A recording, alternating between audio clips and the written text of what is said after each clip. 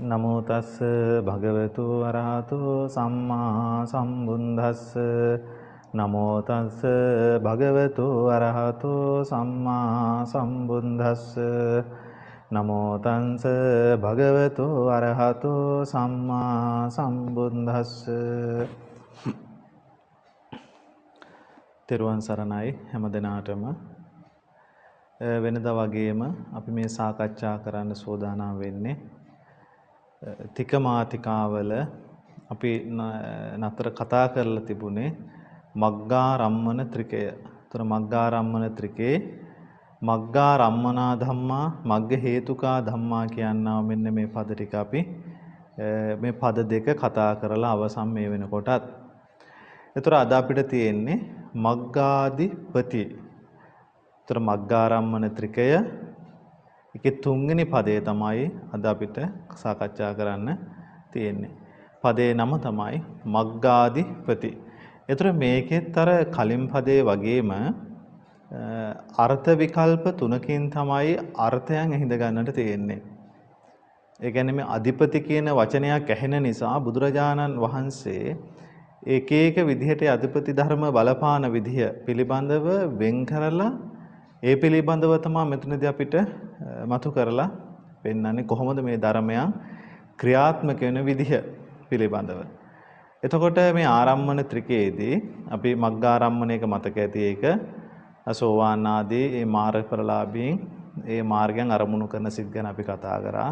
මග්ග හේතුකා කියනා උපදේදී අපි මාර්ගයේම හේතු කොටගෙන ඇත්තව මාර්ගයේ පිහිටි හේතු ඇත්තව මේ අනාදි වශයෙන් අපි ඒකේ අර්ථ විකල්ප කතා කළා. ඒතර අද අපිට තියෙන්නේ මොකද්ද?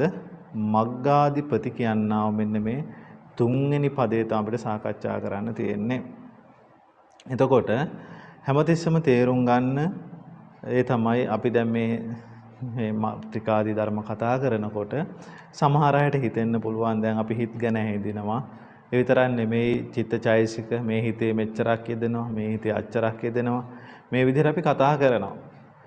කිසි කාට හෝ හිතෙන්න පුළුවන් මෙබඳු මතකයක් අවශ්‍යද කියලා නිවන් දකින්න. එහෙම අවශ්‍යතාවයක් වෙන්නේ නැහැ. මොකද හේතුව නැත්තම් බොහෝ අයට හිතෙනවා අනේ මට එච්චර මතක නැහැ මට ප්‍රඥාවක් නැතුව ඇති මට ඒකයි ඔක තේරෙන්නේ නැත්තේ නෑ. එහෙම දෙයක් නෑ මේකේ. හොඳට තේරුම් ගන්න මේ කාරණේ එහෙම මේ ඉලක්කම් මතක තියාගෙන මේක ගණන් ශාස්ත්‍රයක් නෙමෙයි. බුදුරජාණන් වහන්සේ මෙහෙම මෙන්න මේ හිතේ මේ ධර්ම මෙච්චරක් මේ කියලා මෙහෙම අපිට දේශනාව තුල එහෙම ඔන්න එහෙනම් මම පළවෙනි මේක දේශනා කරනවා මේකේ චෛසික හිත මෙච්චරක් තියෙනවා චෛසික මෙච්චරක් තියෙනවා එහෙනම් 38ක් තියෙනවා. එහෙම බුදුරජාණන් වහන්සේ මේ භාග්‍යතුන් වහන්සේ මේ අපිට දේශනා කරන්නේ හොඳට මතක තියාගන්න මොකක්වත් නෙමේ මේ ලෝකයේ පවතින ධර්මය පිළිබඳව ධර්මය සහ ඒ ධර්මයන්ගේ හැසිරීම අපි ඒකට කියනවා ධර්මතාවය කියලා. ඒක හොඳට තේරුම් ගන්න. අපි ධර්මයේ ඉගෙන ගත්තට හැමතිස්සෙම කියලා තියෙනවා ධර්මතාවය අපිට තේරුම් ගන්න බෑ මේ සාමාන්‍ය මනසකින්. ඒකෙන් අදහස් කළේ අපි මේ මනස පුරුදු කරලා හිතේ සමාධියත් එක්ක ඒ ධර්මතාවයන් නම් මේ අනිත්‍ය දුක්ඛ අනාත්මය කියනවා මෙන්න මේ ස්වභාවය අත්දකින්න පුළුවන් ප්‍රත්‍යක්ෂ ස්වභාවයකට මේ මනස ස්වභාවික ක්‍රමවේදයක් ඔස්සේ එනම් භාග්‍යතුන් වහන්සේගේ මේ හැම බුද්ධ වචනයක්ම මතක තියාගන්න කර්මස්ථානයක් කියන එක. කමඨහනක් කියන එක ඔයගොල්ලෝ දන්නවා. ඒ තමයි මොකද්ද? අපේ මනස තුල යම් අකුසලාදී ධර්මයක් පහළ වෙනවද? ඒ අකුසලයේ ප්‍රහාණය වීමත් කුසල ධර්මයේ මතුවීමත් සහ නීවරණ ධර්මයේ යටපත් වීමත් සඳහා තමයි මේ හැම බුද්ධ වචනයක්ම තියෙන්නේ. ඒ නිසා භාග්‍යතුන් වහන්සේ අපිට හැමතිස්සෙම දේශනා කරන්නේ මේ මෙන්න මේ අපි කතා කරන මේ දැනෙන හැඟෙන හැම දෙයක්ම ක්‍රියාත්මක වෙන්නේ මෙන්න මේ විදිහට කියන්නේ බුදුරජාණන් වහන්සේ අපිට මේ ධර්මයේ දේශනා කළේ. ඒතර අපි මේකේ මේ ඉලක්කම් අනම්මනම් මේ ගණන් ශාස්ත්‍රයක් කතා කරන්නේ වෙන මොකක්වත් හින්දා නෙමෙයි. මෙන්න මේකේ මෙන්න මේ ධර්ම රාශියක් තියෙනවා කියන එක තේරුම් කර ගැනීම සඳහාමයි. ඒ නිසා කාට හරි ප්‍රශ්නයක් හිතෙන්න පුළුවන් අනේ මට මේකේ 38ක් තියෙනවා මට 38 මතක නැහැ. ඔබගොල්ලෝ තේරුම් ගත යුත්තේ මෙච්චරයි. මෙතන නාම රූප ධර්ම දෙකක්. නැත්තම් මෙතන නාම ධර්මයන්ගේ හැසිරීමක්. මේම දෙයක් නේද මෙතන මේ සිද්ධ වෙන්නේ. එහෙනම් මෙතන මේ ස්වභාවයක් නේද පවතින මම කියලා මුණ ගැහෙන්නේ මෙන්න මේ ටික නේද කියනවා වූ යම් කිසි සුතමේ ඥානයේ වශයෙන් යම් කිසි නුවණක් එළබෙනවා නම් අන්න ඒක තමයි මේකේ වැදගත්ම දේ. ඒ නිසා කවුරුවත් මන්දෝත්සහයි වෙන්න එපා. අනේ මට ඒක තේරෙන්නේ නැහනේ. මට ඒ කොටස වැටහෙන්නේ නැහනේ. මට ඉලක්කම් ටික මතක නැහැ. අනේ හිතේ කොච්චර තියෙනවද? මේ හිතේ කොච්චර තියෙනවද? මතක තියාගන්න. ඕවා ඔළුවේ දාගෙන ඉන්න එක නෙමෙයි මේකේ වැදගත්ම දේ. එව්වගෙන් ඔළුව පුරවගෙන ඉන්න එක නෙමෙයි වැදගත්ම දේ. වැදගත්ම දේ තමයි මතක තියාගන්න මේ හිත හදාගන්න වැඩේ. මේ හිත හදාගන්න වැඩේ. ඒ නිසා අපි මේතර මේ කතා කරන්න කෙනෙකුට හිතෙන්න පුළුවන් ඇයි එහෙනම් මේ ඉලක්කම් මේ විතර අපි කතා කරන්නේ සාකච්ඡා මම කලිනුත් සඳහන් කළා. අපි මේ ධර්ම කාරණා ටික එනම් බුදුරජාණන් දේශනා කරපු ඒ ස්වභාවය මොකක්ද කියන එක මේ සාකච්ඡා කරන්නේ මේ කතා කරන්නේ. ඒ ටික ඔයගොල්ලන්ට මතක් කළේ එහෙනම් බොහොම කැමැත්තෙන් මේ භාග්‍යතුන් වහන්සේගේ සර්වතා ඥානෙ මේ භාග්‍යතුන් වහන්සේ මේක හරියට මේක මෙහිමයි කියලා දේශනා කරලා තියෙනවා. එහෙනම් ඒ භාග්‍යතුන් වහන්සේ ගැන අප්‍රමාණ ගෞරවයකින් සා ධර්මයේ ගැන අප්‍රමාණ ගෞරවයකින් සා මහා සංඝරත්නය ගැන අප්‍රමාණ ගෞරවයකින් අපි මෙහි යෙදෙන්නට ඕනේ. අන්නේ යෙදීම පමණමයි හොඳට මතක තියාගන්න අපිට සැනසීමක් වෙනස පවතින මේ සියල්ලම ඔයගොල්ලෝ සිහිපත් කරන්නේ නැත්තම් වෙන්නේ අපිට අර හැමතිස්සෙම කියනවා වගේ මේක අපි මාර්ගයෙන් පරිබාහිර වෙච්ච වැඩසටහනක් බවට පත් වෙනවා. ඒ කියන්නේ අපි වචන වලින් මේක කතා කර මේ විදිහට ඒ නිසා හොඳට තේරුම් ගන්න. සමහර වෙලාවල් වලට ඔය එකක්වත් අපිට මතකත් නැහැ, ඉලක්කම් මතකත් නැහැ. හැබැයි ජීවිතේ තේරුම් අරන් තියෙනවා නම් ඒ තමයි ජීවිතේ වටිනාකම තමයි වැටහිලා තියෙනවා නම් මේ ධර්මයන්ගේ පහළවේ මොනතරම් වටිනවද? හැබැයි මේ ධර්මය යම් දවසක නිරුද්ධ වෙනව නේද කියන අවබෝධයේ සුතමේ ඥානයේ වශයෙන්වත් එනවා නම් ඒක ලොකු දෙයක්. අන්න එතන ඉඳලා තමයි අපිට මේ ලෝකය තදින් අල්ලගන්න නැති මනසක් නිර්මාණය වෙන්න පටන් ගන්න. එදාට අපිට මේ ලෝකයේ තුල නිදහසේ යුතුයකම් වගකී මේ හැම දෙයක්ම මහා ලොකු බරක් නැතුව මේ ලෝකයේ තුල අපිට පය ගහලා යන්න පුළුවන් වෙන්නේ. ඒ නිසා මේ අපි තදින් අල්ලන් ඉන්න ලෝකයයි බුදුරජාණන් වහන්සේ මේ අපිට පොඩ්ඩක් පැත්තකින් තියන්න කියලා මේ උගන්වන්නේ. මතක තියාගන්න. ජීවිතේ පුංචි විවේකයක් ගන්න අපි මේ සෝදානම්. ඒක අපිට බිමින් තියන්න පුළුවන් නම් අපේ අතට පොඩි විවේකයක් ලැබෙනවා. නැවත අපි ඒක ගන්නට ඕන. අන්න භාග්‍යතුන් වහන්සේ මේ ලෝකේ කොහොමද අතහරගන්නේ? ලෝකේ අතහරිනවා කියන්නේ දේවල් විසිකනවා කියන එක නෙමෙයි. මනසෙන් අල්ලගෙන ඉන්න මේ ලෝකයක් තියෙනවා අපි. අන්නේ මානසික ලෝකයේ තමයි නিত্য සුඛ ආත්මීයයි කියලා ගත්තු ලෝකය. එහෙම ගත්තු ලෝකයක් හිතාසේ තියෙනවා. එහෙම ස්වභාවයක් තියෙනවා. හැබැයි අතපත ගන්න ලෝකේ එතන නෑ. ඒ ලෝකේ වෙනස් වෙනවා, කැඩෙනවා, බිඳෙනවා. හැබැයි අපේ අභ්‍යන්තරය තුල හදාගත්තු මිත්‍යාව තුල නැත්නම් අපි කතා කරන දිට්ඨිය තුලින් නිර්මාණය වෙච්ච නিত্য සුඛ ආත්මීය ලෝකයක් තියෙනවා. මෙන්න මේ ලෝකය නිසා තමයි අපිට මේ ලෝකය වෙනස් වෙනකොට සුළු කුණාටු ගම් වතුර එනකොට ජීවිතයේ බොහෝ බාධක එනකොට මේ මොකද වෙන්නේ? ඇයි මේ මටම වෙන්නේ? මෙන්න මේ කියන ස්වභාවවල මනසට ගලාගෙන එන්නේ. හැබැයි ලෝකය මේ ඇතුලේ තියෙන ලෝකයක් අපිට තේරුම් ගන්න පුළුවන් වුණොත් අන්න එදාට අපිට පුළුවන් වෙයි මේකේ යම් කිසි භාග්‍යතුන් වහන්සේ දේශනා කරපු ධර්මයේ හෝඩුවාවක් අපිට හොයාගන්න නැත්නම් නිර්වාණ ධර්මයේ හෝඩුවාවක් හොයාගන්නට ඒ සඳහා අවශ්‍ය කරන යම් කිසි සාකච්ඡාවක් තමයි කරන්නේ. නිසා ওই ටික මතක් කරේ සමාජයට වැඩිද දන්නෙත් නැහැ. නමුත් සිහිපත් කරලා දුන්නේ මොකක් සඳහාද කියන එක. නිසා කවදාවත් මොන්දෝසහයි වෙන්න එපා. මේ හිත් ටික මට පාඩන්නේ නැහැ. චෛසික ටික මට පාඩන්නේ නැහැ. අනේ මොන අපරාධයක්ද? මම මහා දුෂ්ප්‍රඥයෙක්ද? මම මහා කාලකන්ණියෙක්ද? අයියෝ මට බැරි වෙයිද මේක අවබෝධ කරගන්න? මතක තියාගන්න. එහෙව් තැනකට මේක ගෙනියන්න එපා. ඔබ මේක අහගෙන ඉන්න. සතුටින් අහගෙන ඉන්න. ඔබට එහෙම නැතුව අනේ මගේ භාග්‍යතුන් වහන්සේ මේ දේශනා කරපු ධර්මයේ මෙච්චර ගම්බීරයිද? අන්නේ ශ්‍රද්ධාවත් ඇති කරගන්න පුළුවන් නම් එය හොඳටම ප්‍රමාණවත් මේ අපේ වෑයමට. ඒ නිසා ඔබ ඒකට දිරිමත් කරන නිසා මේක අහන්න, අහගෙන ඉන්න. තේරුණත් කමන්නේ, නොතේරුණත් කමන්නේ අහගෙන. හැබැයි ඔබ තුල තියෙන කුසල බීජය මතු කරගන්න. ඒ නිසා ඔය ටික නැවත නැවතත් ඔබ විඩේ කියන්නේ ඒකයි. ඒ නිසා අද දවසේ අපි පාඩම බලමු මොකද්ද බුදුරජාණන් වහන්සේ මෙතනදී අපිට දේශනා කරන්න කියන කාරණය. මේකෙදී භාග්‍යතුන් වහන්සේ මග්ගාධිපති එතකොට මග්ගාධිපති කියලා කියන්නේ මේ අධිපති කියන වචනයක් ඔයගොල්ලන්ට ඇහෙනවා.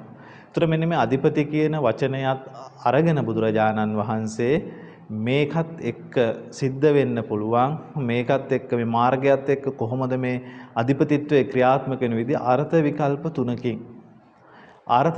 තුනකින් අපිට දේශනා කරනවා. එතකොට ඒකෙදී අපිට ඒ අර්ථ විකල්ප තුන ඉස්සල්ලා යම් මනසක ඉස්සලා තේරුම් ගන්න අපි ඉස්සල්ලාම සතර පරමාර්ථ ටික චුට්ටක් බලන්න සිත් 89 කටි දන්නවා චෛසික 52 මේ තමයි පරමාර්ථ ධර්ම රූප 28 සහ නිර්වාණ ධර්මය. එහෙනම් ඒ පරමාර්ථ ධර්ම තමයි මේ මුළු ලෝකයේ කියලා අපිට හම්බ වෙන්නේ. ලෝකයේ කියන එක හොයාගෙන ගියොත් හම්බ වෙන්නේ මේ පරමාර්ථ ධර්ම ටිකක් නිවන ලෝකෙට අයිති නෑ. එහෙනම් මේ නාම රූප ධර්ම දෙකක් හම්බ වෙන නම් බුදුරජාණන් වහන්සේ නම් මග්ගාධිපති කියන පදයක් අරගෙන මේක ඔස්සේ කොහොමද මේක ඉස්සරහට මේක දේශනා කරන්න කියන එක අපි බලමු. සඳහන් කළා අර්ථ විකල්ප තුනකින් බුදුරජාණන් වහන්සේ මේ පදයට අර්ථ සපයනවා. මොකද්ද අර්ථ විකල්ප තුනක්? මාතිකා පොත තියෙනවා නම් ඒක බලන්න නැත්නම් කොලේජ් නෝට් එකක් ගහන් තියෙනවා නම් නම ලියන්න මග්ගාධිපති. අර්ථ විකල්ප තුනක් තියෙනවා. පළවෙනි තමයි මොකද්ද? මාර්ගයම ආරම්මනාධිපති කොට ප්‍රත්‍ය කොටගෙන ඇත්තා වූ මාර්ගයම ආරම්මනාධිපති ප්‍රත්‍ය කොටගෙන ඇත්තා වූ ඔන්න විදිහට තමයි පළවෙනි අර්ථ විකල්පය. මොකද මාර්ගයම ආරම්මනාධිපති ප්‍රත්‍ය කොටගෙන ඇත්තා වූ. හොඳට වචනේ තේරුම් ගන්න. දැනට වචනේ අහගන්න. මොකද මාර්ගයම ආරම්මනාධිපති කොට ප්‍රත්‍ය කොට ඇත්තා වූ. දෙවෙනි එක තමයි මාර්ගෙහි පිහිටි සහජාතාධිපති ප්‍රත්‍ය කොට ඇත්තා වූ. මොකද්ද? මාර්ගෙහිම පිහිටි සහජාතාධිපති ප්‍රත්‍ය කොට ඇත්තා වූ. මාර්ගෙහි පිහිටි සහජාතාධිපති ප්‍රත්‍ය කොට ඇත්තා වූ. මෙන්න මේක තමයි දෙවෙනි අර්ථ විකල්පය. තුන්වෙනි එක තමයි මොකද්ද? මාර්ගයම සහජාතාධිපති ප්‍රත්‍ය කොට ඇත්තා වූ. මාර්ගයම සහජාතාධිපති ප්‍රත්‍ය කොට ඇත්තා වූ. ඔන්න අර්ථ විකල්ප තුන. මොකද්ද පළවෙනි එක? මාර්ගයම ආරම්මනාධිපති ප්‍රත්‍ය කොට ඇත්තා වූ. ඔන්න පළවෙනි අර්ථ විකල්පය. දෙවෙනි අර්ථ විකල්පය තමයි මාර්ගෙහි පිහිටි සහජාතාධිපති ප්‍රත්‍ය කොට ඇත්තා වූ. තුන්වෙනි එක තමයි මාර්ගයම සහජාතාධිපති ප්‍රත්‍ය කොට ඇත්තා වූ කියනවා. මෙන්න මේ අර්ථ විකල්ප තුන. දැන් පොඩි නෝට් එකක් දානවා. ඔය විදිහට ඔක දාගන්න. කිසි ගැටලුවක් නැහැ. එතකොට මේකෙදි අපිට පළවෙනි අර්ථ විකල්පයේ ස්වරූපාර්ථ ටික අපි ඉස්සෙල්ලා හිඳගමු. පළවෙනි එක. මොකද්ද? මාර්ගයම ආරම්මනාධිපති ප්‍රත්‍ය කොට ඇත්තා වූ. හරි. මොකද්ද? මාර්ගයම ආරම්මනාධිපති. ඒ කියන්නේ මාර්ගයම ගරු භාවයෙන් අරමුණු වීම භාවයෙන් උපදින චිත්තචෛසික ටිකක් තියෙනවා. ඒ කියන්නේ මාර්ගයම ගරු භාවයෙන් අරමුණු වෙනවා. මාර්ගය අපි මෙතන කතා කරන්නේ ආර්ෂාය මාර්ගය ගැන. මොකද ඒක තමයි නිවනට පමුණුවන ඒකායන මාර්ගය. එතකොට ඒ මාර්ගයම ගරු භාවයෙන් අරමුණු වෙනවා. ඒකට කියන ආරම්මනාධිපති කියලා. ඔයගොල්ලෝ ඔය අධිපති ප්‍රත්‍යවල එහෙම ඔය ප ဋ ාහනේ මහාන අය දන්නවා ඇති.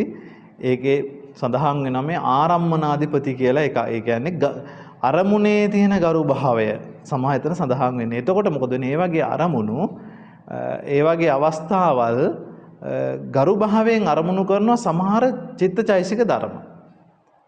ඒතර මෙතනදී කතා කරන්නේ මොකද්ද? මාර්ගය ගරු භාවයෙන් අරමුණු වෙන්නා වූ චිත්තචෛසික තියෙනවා. ඒතර මාර්ගය ගරු භාවයෙන් අරමුණු වෙන නමක් දෙනවා ආරම්මනාධිපති කියලා. ඒතර මාර්ගය අරමුණු වෙලා තියෙනවා. ඒ කියන්නේ මාර්ගයේ හිතන්නකෝ චිත්තචෛසික ටිකක් තියෙනවා. ඒවට අරමුණු වෙන්නේ මාර්ගය. හැබැයි නිකන් නෙමෙයි අරමුණු වෙන්නේ. කොහොමද?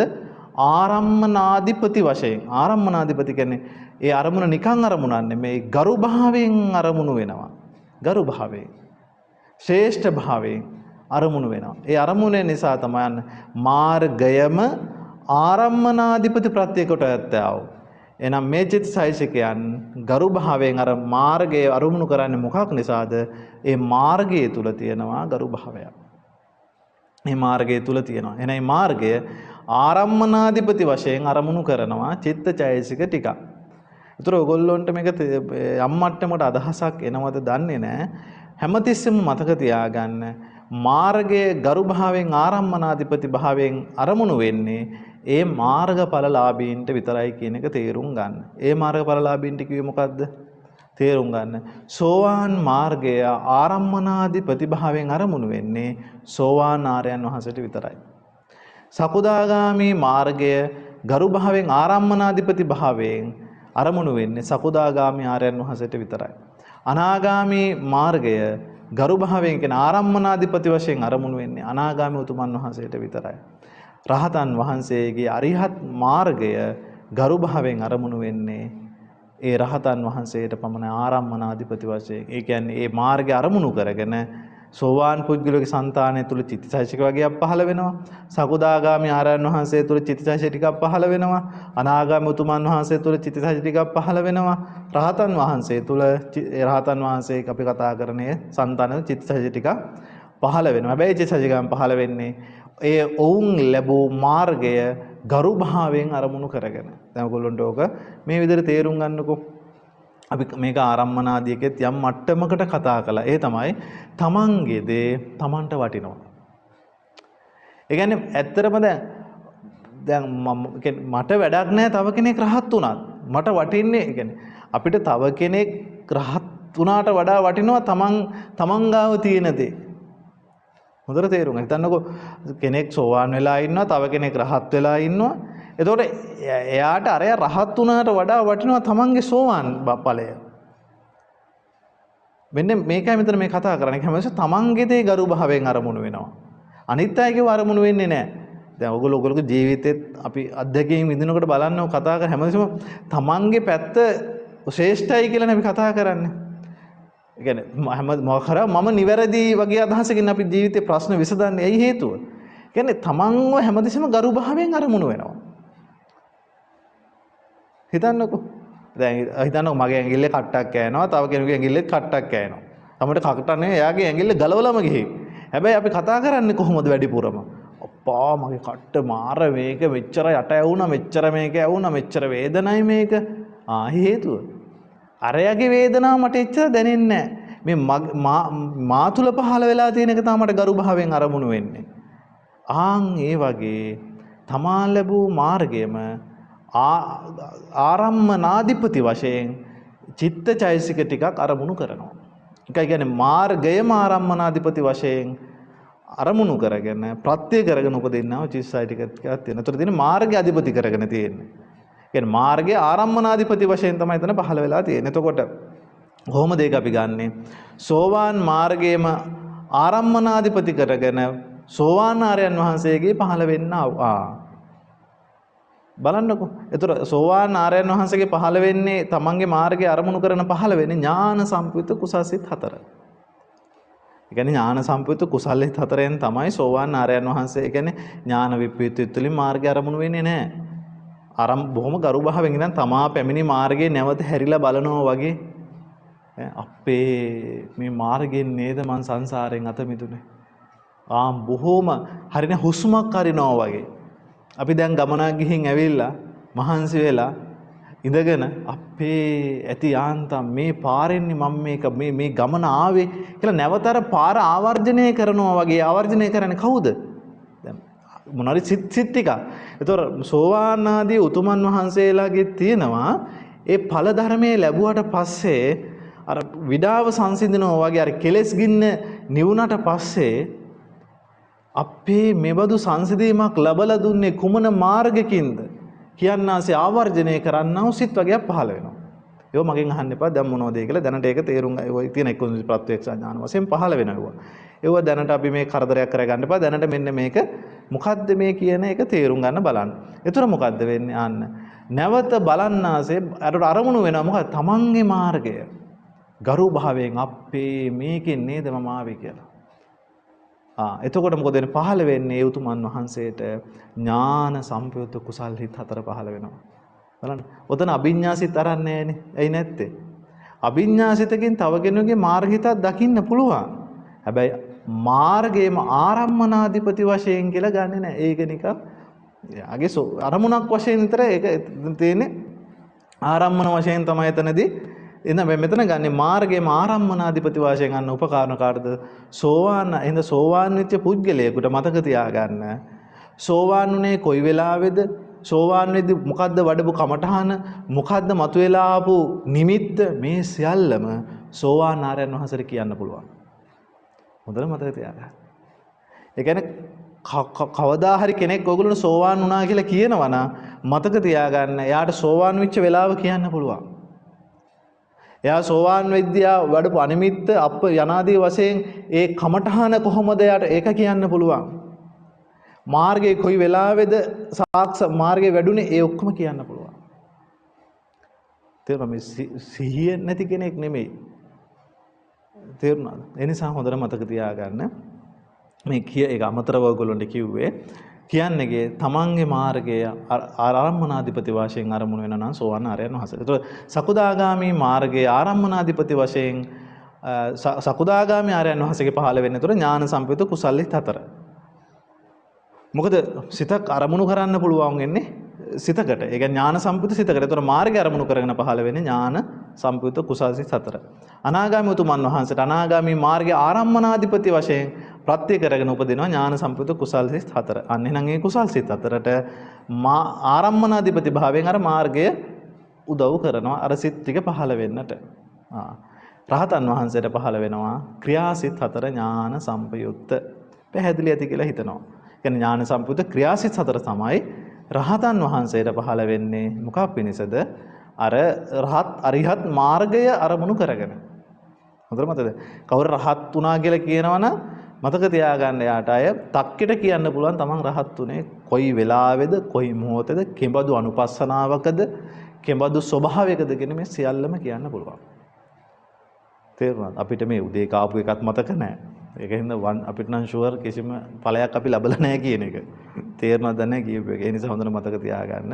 කවුරු හරි මේ ලෝක ධාතුවේ කියනවා නම් තමන් මාර්ගඵල ලැබුවයි කියලා මතක තියාගන්න. කොයි වෙලාවේද ඕක ලැබුවේ කොයි මොහොතේද ඕක ලැබුවේ කොයි අනුපස්සනාවේද ලැබුවේ මේ සියල්ල මෙයාට කියන්න පුළුවන්. මතක තියාගන්න. ඒ නිසා මම මේක ඔයගොල්ලන්ට කතා කළේ හොඳට මතක තියාගන්න. එහෙනම් මේ සෝවාන් සකුදාගාමි අනාගාමි අරිහත් කියන මේ මාර්ග හතරම ආරම්මනාධිපති වශයෙන් සෝවාන් සකුදාගාමි අනාගාමි කියනා වූ අරිහත් කියනා උතුමන් වහන්සේලාගේ సంతානවල මුල් උතුමන් වහන්සේලාගේ ඥාන සම්පයුත කුසල්සිත 4ට අරමුණු වෙනවා ආරම්මනාධිපති වශයෙන් සහ රහතන් වහන්සේට ඥාන සම්පයුත ක්‍රියාසිත 4ට අරමුණු වෙනවා. දැන් පැහැදිලි ඇති. හරි. දැන් මේක අපි චෛසික හිඳ ගන්නට ඕනේ. ඒතකොට අපිට සිත් වශයෙන් ආය මොනවද? ඥාන සම්පයුත කුසල්සිත 4 ආවා. ඥාන සම්පයුත ක්‍රියාසිත 4 ආවා මේකේ අභිධේයාර්ථ වශයෙන්.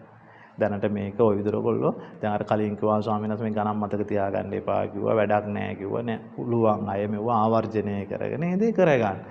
කිසිදු ප්‍රශ්නයක් නෑ. මොකද මෙවුවා නැවත නැවත අපි සම්මර්ෂණය කරනකොට නැතුව මම කියන්නේ හැමතිස්සෙම දැන් මේ වගේ දැන් ඔය හිතවල චෛසික අනම්මනම් ගණන් කතන්දර කතා කරනකොට සමහරවිට අප්පා කියලා හිතෙනවා.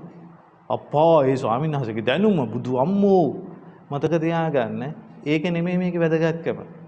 සමහරවිට ඔය දැනුම මොකක්වත් නැහැ. ඉලක්කම් දන්නෙත් නැහැ. ගණන් දන්නෙත් නැහැ. හැබැයි ජීවිතය අවබෝධ වෙලා තියෙනවා. හොඳට මතක තියාගන්න. මෙන්න මේකයි මේකේ වැදගත්ම දේ. හැබැයි එතෙන්ට යන්නට ඔයගොල්ලෝ මේකේ ඒ නිසා මේක දැනට ඔය විදිහට සටහනක් වශයෙන් දාගන්න මොනවද? මොනවද අපි කතා කරමු ඥාන සම්පයුත කුසල්සිත 4 සහ ක්‍රියාසිත 4 තමයි මෙන්න මෙතෙන්ට අපිට අභිධේයාර්ථ වශයෙන් එන්නේ. ඒතර චෛසික වශයෙන් මොනවද මෙතෙන්ට අපිට ලැබෙන්නේ ගන්න තියෙන්නේ. මෙතන චෛසික ටිකක් පහළ වෙනවා. මොනවද මේ පහළ වෙන ටික? මේක මාර්ගය අරමුණු කරගෙන පහළ වෙන ඥාන සම්පයුත හිත් නිසා විරති ටික දෙන්නෙත් නැහැ. අපමඤ්ඤා චෛසික දෙක දෙන්නෙත් නැහැ. අපමඤ්ඤා දෙක සත්වාරම්මනික චෛසික දෙකක්. විරති තුන සීලයක් අරමුණු කරගෙන වෙලාවක පහළ වෙන චෛසික ධර්ම තුනක්. ඒතර මේ පහම අප අයින් කරගත්තාම චෛසික 33යි අපි ගන්න. මොකද 38 මේ පහම අපි අඩු කරගන්නට ඕනේ. එතකොට ඔන්න සිත් 8යි චෛසික 33යි තමයි මෙතෙන්ට අපිට ගන්න තියෙන්නේ. මාර්ගයම ආරම්මනාධිපති ප්‍රත්‍ය කොට ඇත්තා වූ කියනවා මෙන්න පළවෙනි අර්ථ විකල්පෙට. හරි නේද? ඔන්න ඒක දැන් ඕගොල්ලෝ නම් සටහනක් දාගන්න ඥාන සම්පයුත කුසල්සිත 4 ඥාන සම්පයුත ක්‍රියාසිත 4 සහ චෛසික 33 විරති අපමඤ්ඤා අයින් කරලා. හරි. ඊළඟ දේ තමයි අපිට මොකද මාර්ගයේම පිහිටි සහජාතාධිපති ප්‍රත්‍ය කොට ඇත්තා වූ. හරි. ඔන්න ඕක දෙවෙනි අර්ථ විකල්පය. දැන් පළවෙනි එක අයින් කරගන්න. දෙවෙනි අර්ථ විකල්පය. මොකක්ද දෙවෙනි අර්ථ විකල්පය? මාර්ගයේම පිහිටි සහජාතාධිපති ප්‍රත්‍ය කොට ඇත්තා. බලන්න භාග්‍යතුන් වහන්සේ මේ අපිට කියලා දෙන්න හදන දේ. ඒ කියන්නේ අපිට මේ අධිපති කියන ධර්මයන් අරමුණු කරගෙන පහළ වෙන මේ මනස ස්වභාවය. එතකොට මාර්ගයේම පිහිටි සහජාතාධිපති ප්‍රත්‍ය කොට ඇත්තා. මාර්ගයේම පිහිටියා. එතන හොඳට තේරුම් ගන්න මෙන්න මේම. ඒ තමයි අධිපති ප්‍රත්‍ය හතරක් තියෙනවා. ඔය අධිපති ඔයගොල්ලෝ ප ဋ ාහනේ මහාන අය ඇති නිතර. ඒකේ තියෙන අධිපති ප්‍රත්‍ය කියලා එකක්. දැන් ඔයකට කලබල වෙන්න බෑ. තමයි ඡන්දය, චිත්තය, වීරය, විමර්ශාව. මේවට කියන අධිපති ධර්ම හතර. ඡන්දාධිපති, විරියාධිපති, චිත්තාධිපති, විමර්ශාධිපති. එතකොට දැන් මෙතනදී අපිට මේ තමයි හතර. අධිපති ධර්ම හතර. හරි. දැන් කියනවා බුදුරජාණන් වහන්සේ මාර්ගෙහිම පිහිටි සහජාතාධිපති ප්‍රත්‍ය කොටගෙන ඇත්තා වූ. හරි. දැන් බලන්න මාර්ගෙහිම පිහිටි සහජාතාධිපති ප්‍රත්‍ය මාර්ගෙහිම පිහිටි මාර්ගෙහි කියලා අපිට ගන්න තියෙන මොනවද? මේ ආරෂය මාර්ගය කියන කොටසනේ. ඒතොර මේ කොටස තුල මොනවද තියෙන අධිපති ධර්ම? අර අධිපති ධර්ම හතරෙන් මොනවද තියෙන්නේ කියලා බලන්නකෝ. මොනවද තියෙන්නේ? මාර්ගය තුල තියෙනා වූ අධිපති ධර්ම හතර. මාර්ගය කියලා ගන්න අපි ආරෂය මාර්ගයනේ. එතකොට ඒකෙදි ඔය අධිපති ධර්ම හතරෙන් පොතන තියෙනවා සම්මා දිට්ඨිය. මොකද්ද? විමර්ශාව. ප්‍රඥාවනේ. උතර ඒක අධිපති ධර්මයක්. ඊට පස්සේ සම්මා වායාමය. මේ කතා කරන්නේ වීරය. අන්න වීරය අධිපති ධර්ම. එහෙනම් මතක තියාගන්න යම්කිසි කෙනෙක් මේ වීරය උදව් කරගෙන වීරය උපකාර කරගෙන මොකද කරන්නේ? ආර්ය මාර්ගයේ උපදිනවා. ඒතර අපි කියන්නේ ආර්ය මාර්ගයේදී වීරය අධිපති වෙලා තියෙනවා. ඒ කියන්නේ වීරය කියන ධර්මයේ තමයි එතන බලවත් භාවයටපත් වෙලා එයාගෙන් අනිත් ධර්ම උපකාර ලැබෙමින් නැත්නම් එයාගේ අධිපතිත්වය මත අනිත් අය කෙලෙසයන් නසාගෙන ඵලය සාක්ෂාත් කරලා දෙනවා. හරි. එතකොට මෙන්න මේ මාර්ගයේම පිහිටි සහජාතාධිපති ප්‍රත්‍ය කොට ඇත්තා වූ කියදී මතක තියාගන්න. එතකොට මාර්ගය තුල තියෙන අධිපති දෙකයි. ඒ තමයි ඡන්දය සහ සමා වෙන්න වීරිය සහ විමර්ශාව. ඒ කියන්නේ ප්‍රඥාව සහ වීරිය. ඔන්න අධිපති ධර්ම දෙක. එතකොට මේ එක ධර්මයක් අධිපති වෙනකොට අනිත් ධර්මයක් අධිපති වෙන්නේ නැහැ. කියන්නේ වීරිය උදව් කරගෙන නම් මාර්ගය උපදින ඒ වෙලාවට විමර්ශාව මේ අධිපති වෙන්න දඟලන්නේ නැහැ. ඒක විමර්ශාව අධිපති වෙන ආවට වීරිය එහෙම ඉස්මතු වීමක් නැහැ. ඒතකොට එයා කරන්නේ විමර්ශාවට අනුකූල වෙමින් ඒ වැඩ කටයුත්ත අවසන් කරගන්න ඒ දායකත්වය ලබා දෙනවා. වීරිය අධිපති වෙනකොට විමර්ශාව ඊට අනුකූල වෙමින් ඒ කියන්නේ එකක් අධිපති ධර්මයේ තියෙන බලයක් ඒ තමාන්ට අනුකූල කරගන්න පුළුවන් බව. ඒ නිසා අරගොල්ලෝ අනුකූල වෙලා මොකද වෙන්නේ? අදාළ කටයුත්ත අවසන් වීම දක්වාම උපකාර කරනවා. දැන් පැහැදිලි ඇති එහෙනම් මොකද්ද මේ? මතක තියාගන්න එකක් අධිපති වෙනකොට අනිත් එක අධිපති වෙන්නේ නැහැ කියන එක. ඒතකොට අපිට දැන් මේකේ ස්වරූප හිඳ ගන්න වෙනවා. ඒතකොට මාර්ගයේම පිහිටි සහජාතාධිපති ප්‍රත්‍ය කොටගෙන ඇත්තා වූ කියලා කියද්දි මොකද්ද? මාර්ගය තුල ඉන්නවා. ඒතකොට ඒ සහජාත ධර්මයන්ගේ උපකාර ලබන්නා වූ ධර්ම. හරි. ඒතකොට මතක තියාගන්න මාර්ගයත් එක්ක ඉන්න ධර්ම ඔක්කොම කීයක් තියෙනවද? ඔක්කොම තියෙන චෛසික 36ක්. අපේ ඒ මොනවද? එහෙම කලබල වෙන්න එපා. චෛසික මේක අපි කතා කරන මේක සාමාන්‍ය උපරිම කුසල් හිත් වලින් අපි ඇහිඳලා ගත්තාම චෛසික 38යි. නමුත් මේ කතා කරන්නේ මාර්ගය ගැන. ඒතර මාර්ගයට අරමුණු වෙන්නේ හැමතිස්සෙම නිවන අරමුණු කරගෙන පවතින ධර්මයක් තමයි මාර්ගය කියලා කියන්නේ.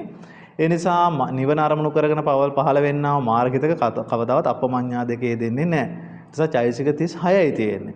ඒතර දැන් මෙන්න මේ වෙලාවේදී දෙනවා චෛසික 36ක්. නමුත් අපි කතා කරනවානේ දැන් මාර්ගයේම පිහිටි සහජාතාධිපති ප්‍රත්‍ය කොට ඇත්තා වූ කියලා. අන්න මාර්ගයේම පිහිටි සහජාතාධිපති. එතකොට මොකද වෙන්නේ? මාර්ගය තුල තියෙන විමර්ශාව කියලා මේ උදව් කරගෙන නම් ඒ මාර්ගාදී ධර්ම උපදිනකොට අන්න මෙයාගේ උපකාර ලබා ගන්නා වූ ධර්ම මොනවද? ප්‍රත්‍ය කරගෙන උපදින ධර්ම මොනවද? ඉතින් ඊතුරු චෛසික 35. මෙයත් එක්ක උපදින ධර්මනේ මෙයාගේ උපකාර ලබන ප්‍රත්‍ය කොට ඇත්තා වූ මෙයත් එක්ක උපකාර ලබන ධර්ම 35යි. ඒතර විමර්ශාව එතනට විමර්ශා පැත්තකට කරගෙන චෛසික 35. ඒතර එකක්නේ හැමතිස්සම අධිපති වෙන්නේ.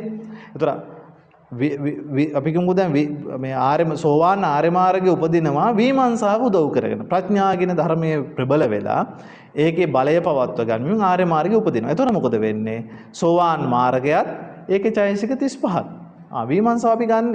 ඒතර විමර්ශාව අතහරින්න අවශ්‍ය නැහැ. මොකද ඒතර එයත් මේකේ උපකාර ලබන ධර්මයක් ගන්නට ගිහින්. හරි. බැරිලා අපිකෝ මම මේ එහෙට මෙතන මාරු නයි කියන්නේ විමර්ශාව උදව් කරගෙන නම් ඒ ආර්ය මාර්ගෙ උපදින්නේ. ඒතකොට විමර්ශාව පැත්තකට කරන ඉතුරු ටික චෛසික 35 තමයි අපි ගන්න. ඒතකොට වීරිය කියන ධර්මය අපි අධිපති වශයෙන් එතන ගන්නෙ නෑ. එයා මෙයාගේ උපකාර ලබන ධර්මයක්. මෙයාට අනුකූල වෙලා උපදින ධර්මයක් බවට පත් වෙනවා. ඒතකොට වීරිය උදව් කරගෙන නම් ආර්ය මාර්ගෙ උපදවා ගන්න. බොහොම උත්සාහවන්තව ඒ වෙලාවේදී කෙලෙසයන් දුරු කරගන්න වීරිය කියන ධර්මය බලවත් වෙලා තියෙනවා. ඒතර මොකද වෙන්නේ? වීරියගේ ප්‍රතිඋපකාර ලැබෙන අනිත් ධර්ම ටික. ඒතර මෙයාගේ අතිපති භාවය නිසා අනිත් ගොල්ලෝ මෙයාට අනුකූල වෙමින් අන්න පහළ වෙනවා. එතකොටත් චෛසික 35යි. මොකද වීරිය දෙනකොට විමර්ශාව අතහැරෙනවා. ඒ කියන්නේ වීරිය දෙනකොට වීරිය අතහැරලා අපි ගන්නවා. විමර්ශාව දෙනකොට විමර්ශාව අතහැරලා ඊටු ධර්ම ටික ගන්නවා. ඒතර චෛසික 35යි. ඒතර අපි ගන්න තියෙන්නේ මොනවද? මාර්ගයේම පිහිටි සහජාතාධිපති ප්‍රත්‍ය කරගෙන ප්‍රත්‍ය කොට ඇත්තා වූ ධර්ම වශයෙන් අපිට ගන්න තියෙන්නේ මොකද? විමර්ශාව යෙදෙන කල්හි විමර්ශා වර්ජිත චෛසික 35ද වීරිය අධිපති කරගෙන පවතින වෙලාවේදී වීරිය වර්ජිත චෛසික 35 දල චෛසික ටික අපි ගන්නට ඕනේ. මාර්ග වශයෙන් මාර්ගසිත 4 අපි ගන්නවා. එච්චරයි. සිත් වශයෙන් මාර්ගහිත 4 ගන්නවා. ඒ මාර්ගහිත 4 ඒ වෙලාවට අධිපති ධර්මයේ හැර 35යි කියලා අපි ගන්නවා. ඒතර මතක තියාගන්න දෙකම අපිට අතහරින්න විදිහක් නැහැ එකපාරම. මොකද හේතුව එකක් අධිපති වෙනවා හැමතිස්සෙම. ඔන්නෝක තේරෙන්න ගන්න ඇති. එතකොට මොකද මේ මාර්ගයේම පිහිටි සහජාතාධිපති ප්‍රත්‍ය කරගෙන ඇත්තා වූ ධර්ම. ඔන්න පදවෙනි එක. තුන්වෙනි එක තමයි මාර්ගයේම සහජාතාධිපති ප්‍රත්‍ය කොටගෙන ඇත්තා වූ. මාර්ගයේම සහජාතාධිපති. අරකෙදී මොකද? මාර්ගයේ පිහිටි සහජාතිපතිපත්තිනේ. මාර්ගය තුල ඉන්න හැබැයි එයාලගේ උපකාර ලබන ධර්ම ගත්තේ. දැන් එහෙම නෙමෙයි. මාර්ගයම සහජාතාධිපති ප්‍රත්‍ය. එහෙනම් මේ කතා කරන්න තියෙන්නේ මාර්ග ඒ කියන්නේ ආර්ෂ මාර්ගයේ කියන මේ ධර්මතාවට ඇතුළේ විතරයි දැන් අපිට කතා කරන්නේ. මොකද මාර්ගයම සහජාතාධිපති කරගෙන. ඒ කියන්නේ මාර්ගය ඇතුළේම ඉන්න අධිපති ධර්මයක් එයත් එක්කම එකට තව අධිපති ධර්මයක් උපදිනවා. මාර්ගයම සහජාතාධිපති කරගෙන. දැන් පැහැදිලි වෙනවද මොකද්ද මේ කියන්නේ කියලා. කියන්නේ මාර්ගයේ ඇතුළෙම ඉන්නවා. අපි විමර්ශාව අධිපති වෙලා උපදිනකොට ඒකත් මාර්ගය තුල තියෙන ධර්මයක්. ඒතර මාර්ගය තුල උපදින වීරියත් මොකද වෙන්නේ? ඒකත් එක්ක සහජාතාධිපති වෙනවා. ඒතර වීරිය කියන එක මුල් කරගෙන නම් උපදින්නේ. ඒතර ඒකත් එක්ක සහජාතාධිපති වෙනවා මොකද්ද? බලන්නකො. දැන් දෙවෙනි අර්ථ විකල්පෙදී ඒක කතා කළේ නෑ. ඒකෙදි කතා කළේ මේ දෙන්න බැහැර කරලා අර ඉතුරු ධර්ම ටික ගත්තා. මෙතෙන්ට ඇවිල්ලා මොකද කරන්නේ බුදුරජාණන් වහන්සේ? මාර්ගයේම අධිපති කරගෙන කියලා කියන්න හදන්නේ මොකද්ද බුදුරජාණන් වහන්සේ? විමර්ශාව අධිපති වෙලා මාර්ගය උපදිනකොට අන්න වීරිය කියන ධර්මය සහජාත අධිපතිනේ. තවත් මාර්ගෙම තියෙන කොටසක් තමයි මේ අධිපති. එයත් එක සහජාධිපති වෙලා ඉන්නේ. බලන්න මේකේ පැහැදිලි වෙන්නේ මෙතන අර මග්ගාධිපති කියන වචනේත් එක්ක එන නිසා මොකද වෙන්නේ? මෙතන තියෙනවා මේ අධිපති ධර්මත් ඔවුනොවුන්ට උපකාර වෙනවා. එහෙනම් විමර්ශාව අධිපති වෙනකොට මොකද වෙන්නේ? වීරිය කියන මාර්ගය තුලම ඉන්න ධර්මයක් මේකත් එක්ක උපදිනවා. වීරිය අධිපති වෙලා උපදිනවා. ඒකත් එක්ක විමර්ශාව උපදිනවා. දෙන්න මාර්ගයේම සහජාත අධිපති වෙලා ඉන්න මේ දෙදෙනාත් එකට අනුකූල වෙමින් උපදිනවා ඔවුනොවුන්ට. ඒතර එතන අපිට ගන්න තියෙන වෙන බාහිර කිසිම දෙයක් මේක අපිට කතා කරන්න දෙයක් නැහැ. ඒ ධර්ම දෙකම තමයි ගන්න තියෙන්නේ. මොකද මාර්ගයම සහජාතාධිපති ප්‍රත්‍ය කොට ඇත්තා වූ. එහෙනම් විමර්ශාව කියන්නේත් මේ මාර්ගය තුල තියෙන ධර්මයක්. ඒතර ඒකේ සහජාත ප්‍රත්‍ය කොටගෙන උපදින්නේ මොකද්ද? එයාත් එකට ඉපදෙමින් මාර්ගය තුලම එකට ඉපදෙමින් ප්‍රත්‍ය වෙන සහජාත ධර්මයේ අධිපති ධර්මයේ මොකද්ද? වීරිය. ඒතර වීරිය උපදිනකොට වීරිය ධර්ම මුල් වෙලා මාර්ගය උපදිනකොට ඒකත් එක්ක උපදින සහජාතාධිපති වෙච්ච අනිත් ධර්මය මොකද්ද? මාර්ගය තුල මේනේ. ඒ තමයි විමර්ශාව.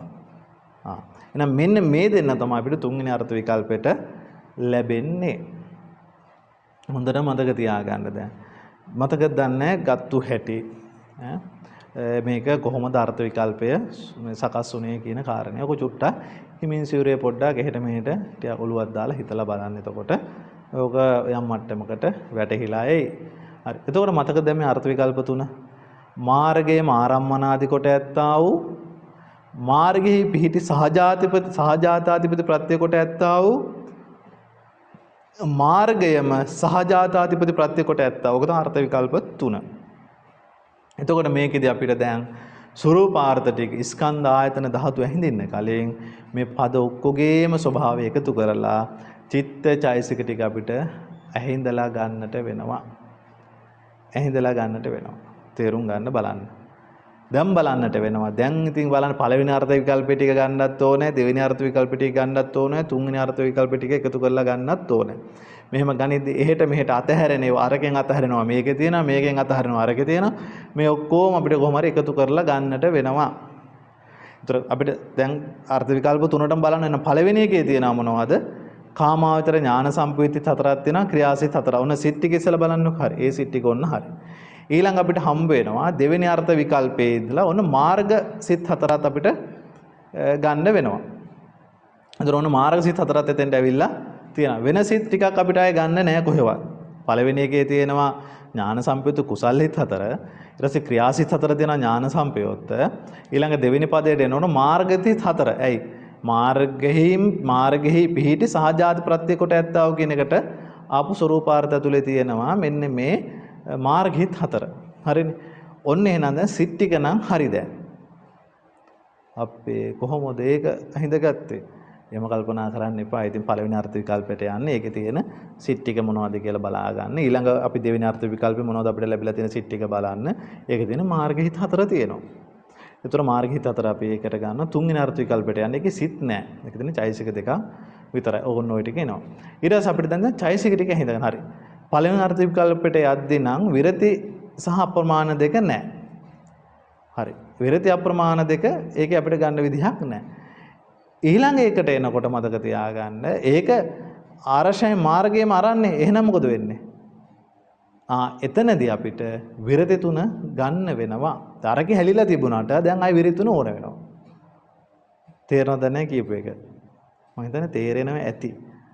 ඒ කියන්නේ පළවෙනි අර්ථ විකල්පෙදී අපිට විරති අප්‍රමාණ කියන කොටස් දෙකම නැහැ. කොහොමද බය වෙන්න දෙයක් නැහැ. අප්‍රමාණ ගන්නම මේ මොකේවත් එන්නේ නැහැ. ඒ නිසා බය වෙන්න දෙයක් ඇත්තෙම නැහැ. අපි නමුත් අර අභිධේය අර්ථ ටිකත් එක්ක යන හින්දා විරති අප්‍රමාණ. ඒතර දෙවෙනි පදයට එනකොට අපිට විරති අතහැරලා තිබුණාට දෙවෙනි පදයේදී අපිට විරති තුන නැවත ගන්න වෙනවා. මොකක් හින්දාද? ඇයි මාර්ගහිත තුල අනිවාර්යෙන් විරති ධර්ම තුන යෙදෙනවා. ඒ නිසා අපිට එහෙනම් අර පළවෙනි අර්ථ විකල්පයේ චෛසික 33ක් ආවට නැවත අපිට දෙවෙනි පදයට එනකොට ආපහු ඒක 36ක් කරගන්න වෙනවා. මොකද දෙවෙනි අර්ථ විකල්පෙන් නැවත විරති තුන එකට එකතු වෙන නිසා. එතකොට අපිට චෛසික 36ම මේක අපිට ගන්න සිද්ධ වෙනවා. එතකොට මතකද දැන් අපිට අපි අභිධේය අර්ථ ටික ඒ මොනවද? සිත් හතර ආව ඥාන සම්පයුක්ත කුසල්, ක්‍රියා හතර ආව ඥාන සම්පයුක්ත, මාර්ගහිත හතර ආව අප්‍රමාණ වර්ජිත චෛසික 36 තමයි අපි ගන්නෙ. මොකද අර අධිපති ධර්ම වල එකක් කරනකොට එකක් එන නිසා ඒකත් අපි ගන්නවා. දැන් පැහැදිලි ඇති ගත්තු විදිය යම් මට්ටමකට හෝ පැහැදිලි වෙලා ඇති කියලා හිතනවා. එතකොට හරි. ඒතර ඔන්න ඔය අපිට දැන් පද තුනම බේරලා එද්දි අපිට ආපු අභිධේය අර්ථ ටික මොනවද? ඥාන සම්පයුක්ත කුසලිත හතර, ක්‍රියාසිත හතර සහ අප්‍රමාණවාදී චෛසික 36. දැන් අපිට තියෙන්නේ මේකේ ස්කන්ධ, ආයතන, ධාතු, ආර්ය සත්‍ය මොනවද කියලා බලන්න. ඉතින් මේ කොටස නම් ඔයගොල්ලන්ට අපහසුයක් ඇත්තෙම නැතුව ඇති. ඉතින් ස්කන්ධ පහක් බුදුරජාණන් වහන්සේ මේ සත්වයා කියලා පණවන්න තියෙන ස්කන්ධ පහකට. එහෙනම් මේකේ රූපස්කන්ධේ නියෝජනයට මොකක්වත් නැහැ. චෛසික 36 වේදනාව වේදනාස්කන්ධය වෙනවා. සංඥාව සංඥාස්කන්ධයට යනවා. ඊතුරු චෛසික 34 සංස්කාරස්කන්ධය වෙනවා. අර සිත් 12 මාර්ගහිත 4යි, ක්‍රියාසිත 4යි, කුසල් හිත 4යි. මෙන්න මේ ටික විඥානස්කන්ධය වෙනවා. ඔන්න. දැන් එහෙනම් ස්කන්ධ පහට ඉලක්කම් පහක් හරි දාගෙන රූපස්කන්ධයට නෑ, වේදනාවට ඉන්නවා, සංඥාවට ඉන්නවා, සංඛාර නියෝජනයට ඉන්නවා, ඊට පස්සේ විඥාණයට ඉන්නවා. ඊළඟ ආයතන 12ක් තියෙනවා. චක්ක ආයතනය, සෝත ආයතනය, ගහන ආයතනය, ජීව ආයතනය යනාදී වශයෙන් මෙව දන්නේ නැත්නම් තේරෙන්නේ නැත්නම් අදහසක් වශයෙන් හරි ඉදිරිපත් කරන පස්සේ හරි මොනවද මේ ස්කන්ධ පහ කියන්නේ? මොනවද ආයතන 12 කියන්නේ? වෙනම චුට්ටක් හරි නැවත කියලා දෙන්නම්. මම දන්න අය දන්නවා මේක. එතකොට මේ ආයතන 12ට රූප ආයතන නියෝජනයේට මුකුත්ම මෙතන ධර්ම අපිට හම්බුනේ නෑ. මෙතන තිබුණේ මොනවද? සිත් ටික සහ චෛසික. එහෙනම් සිත් 12ම යනවා මොකේද? මන ආයතනයට යනවා. චෛසික 36 ධම්මා ආයතනයට යනවා. එතකොට ධාතු වශයෙන් ධාතු 18ක් භාග්‍යතුන් වහන්සේ දේශනා කරනවා. මේ ලෝකයේ කියන ධර්මය අවබෝධ වෙද්දී ශක්ති 18ක් වශයෙන් නැත්නම් ගුණ 18ක් වශයෙන් ශක්තියන්ගේ ස්වභාවය අනුව භාග්‍යතුන් වහන්සේ අවබෝධ කරගන්න නම් චක්කු ධාතු, සෝත ධාතු, ගහන ධාතු, ජීවා ධාතු, කාය ධාතු යනාදී රූප ධාතු කිසිවකට මෙතන නියෝජනයට නැහැ. විඥාන ධාතු එනම් දෙපස් විඥාන ධාතු වලට මොකක්වත් නැහැ. මනෝ ධාතුවටත් නැහැ. මනෝ විඥාන ධාතුව නියෝජනයට ඉන්නා මොනවද? කුසාසිත 4 සහ ක්‍රියාසිත 4 මොකද මාර්ගහිත 4. අන්න. එහෙනම් ඒ සිත් 12 මොකද වෙන්නේ? මනෝ විඥාන ධාතුව බවට පත් වෙනවා. චෛසික 36 ධම්ම ධාතුව බවට පත් වෙනවා. පැහැදිලිද? ඒතර ආර්ය සත්‍ය කීයද? ආර්ය සත්‍ය බලමු මෙතන කීයක් තියෙනවද කියලා. ආර්ය සත්‍ය ඔයගොල්ලන්ට අපහසු නෑ. චතුරාර්ය සත්‍ය දන්නවනේ. ඒකෙදි මොකද්ද වෙන්නේ? දුක්ඛ සත්‍යෙට කට්ටිය ඉන්නවා. ඒ මොනවද? කාමාවචර, කුසාසිත 4 සහ ක්‍රියාසිත 4. ඒව දුක්ඛ සත්‍යයි. ඒතර මාර්ගහිත 4ක් තියෙනවා. නිවන නෑ, සමුදයට අදාළ චෛසික මොකක්වත් නෑ.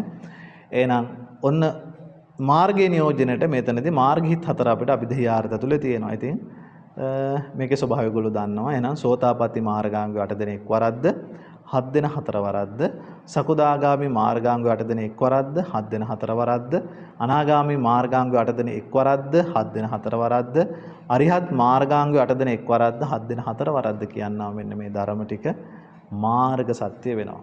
පැහැදිලි ඇති.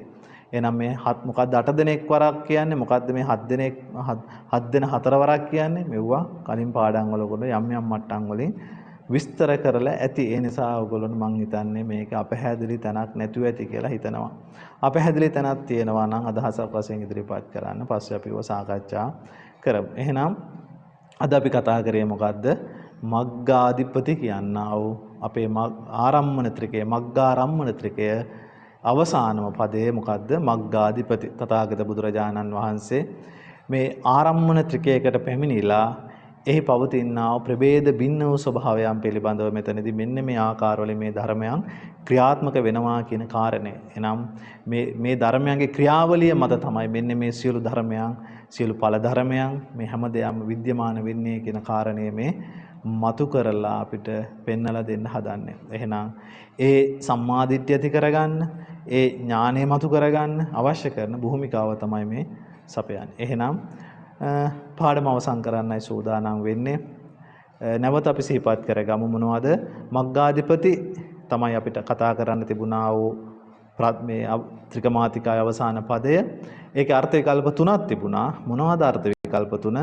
මාර්ගයම ආරම්මනාධිපති කරගෙන කොට ඇත්තා වූ, මාර්ගයේ පිහිටි සහජාතාධිපති ප්‍රත්‍ය කොටගෙන ඇත්තා වූ, මාර්ගයම සහජාතාධිපති ප්‍රත්‍ය කොට ඇත්තා වූ කියලා අර්ථ විකල්ප තුනක් අපිට ලැබුණා. මේකේ පළවෙනි අර්ථ විකල්පෙට අපිට ලැබුණේ මොනවද? තමන්ගේ මාර්ගයේම ගරුභාවයෙන් අරමුණු කරගන්නවා. ආරම්මනාධිපති වශයෙන් අරමුණු වීම වශයෙන් පහළ වෙන සිත් තමයි සෝවාන් සකුදාගාමි අනාගම උතුමන් වහන්සේලාට ඥාන සම්ප්‍රිත කුසල් සිත් 4 සහ රහතන් වහන්සේට ක්‍රියා සිත් 4, විරති 3ත් අපමඤ්ඤා දෙකත් වර්ජිතව චෛසික 33 දෙන මෙතන අපිට හම්බ වෙනවා. ඊට පස්සේ දෙවෙනි අර්ථ විකල්පයට යනකොට මොකද්ද? මාර්ගයේම පිහිටි සහජාතාධිපති ප්‍රත්‍ය කියලා හිඳගෙන යනකොට මාර්ගයේ තුල ඉන්න අධිපති ධර්ම දෙකයි. ඒ තමයි විමර්ශාව සහ වීරිය කියන අධිපති ධර්ම දෙක. ඒතර වීරිය මතුවලා මාර්ගය උපදිනකොට ඒක ප්‍රත්‍ය ලැබන ඊතුරු චෛසික 35 දෙනා, විමර්ශාව මතුවලා මාර්ගය උපදිනකොට ඊතුරු චෛසික 35 දෙනා ප්‍රත්‍ය ලැබනවා මාර්ගිත 4ත් එක්ක. ඒතර මාර්ගිත 4 සහ චෛසික 35 තමයි අපි දෙවෙනි අර්ථ විකල්පයට අපිට ස්වරූපාර්ථ වශයෙන් ලැබුණේ. මාර්ගයම සහජාතාධිපති ප්‍රත්‍ය කියනකොට අපිට ලැබුණේ මොනවද? ඒ අධිපති ධර්ම දෙක. එනම් විමර්ශාව සහ වීරිය කියන අධිපති ධර්ම දෙක තමයි අපිට ස්වරූපාර්ථ වශයෙන් ලැබුණේ. කෙසේ හෝ මේ සියල්ල එකතු කරලා ගත්තාම අපිට අවසානයේ ආපු අභිධේයාර්ථ ටික තමයි පද තුනටම මොනවද ආපු අභිධේයාර්ථ? ඥාන සම්ප්‍යුත කුසාසිත 4ත්, ඥාන සම්ප්‍යුත ක්‍රියාසිත 4ත් කාමාවචර, මාර්ගිත 4ත් ආවා. අප්‍රමාණ අයින් වෙච්ච චෛසික 36 මෙතෙන්ට අපිට අභිධේයාර්ථ වශයෙන් ආවා. එහෙනම් මේ ධර්ම ටික අපිට ගත්තාම මෙතන ඇත්තරම මොනවද තියෙන්නේ? ස්කන්ධ 4ක්. ඒ තමයි වේදනා, සංඥා, සංඛාර, විඥාන, ආයතන දෙකක්, මන ආයතනේ, ධම්මායතනේ, ආර්ය සත්‍ය දෙකක්. ඒ තමයි දුක්ඛ සත්‍ය සහ මාර්ග සත්‍ය. එහෙනම් අදට මේ පාඩම මෙතන අවසන් කරනවා. එන හැම දිනාටම තෙරුවන් සරණයි.